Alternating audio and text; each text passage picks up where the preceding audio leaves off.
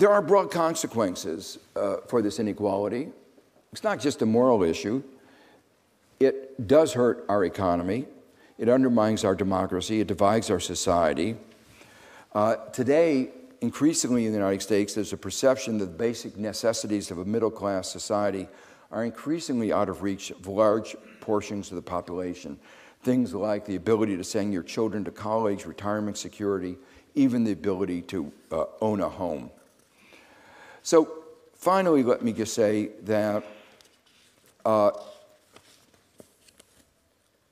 there's a certain, I want to convey a certain kind of urgency to these issues, that incremental changes won't solve the problem. They're important, but one needs a comprehensive agenda to address them.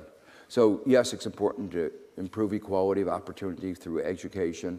It's important to raise the minimum wage from the level that it's been, that hasn't, people at the bottom haven't gotten a pay raise for almost a half century. Those are important steps. But unless we see what has happened as the result of the way we've structured our whole economy, unless we go about rewriting the rules of our market economy in a much more comprehensive, systematic way, we won't really solve the problem. And finally, a certain note of urgency. I wish there was that note of urgency last week. But the note of urgency, because if the wrong decisions are made, the consequences are going to be felt for a long time. The path where we are today is the result of a path that we began a third of a century ago. The decisions that we're going to be making now are going to bake in the nature of inequality for the next quarter of a century.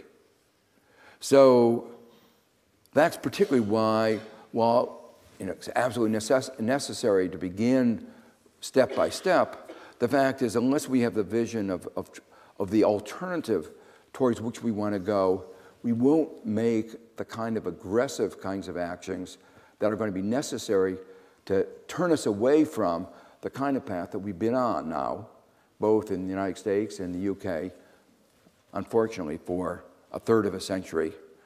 A path which I think is leading to a weaker economy, undermining our democracy, and in the end, dividing our society. Thank you.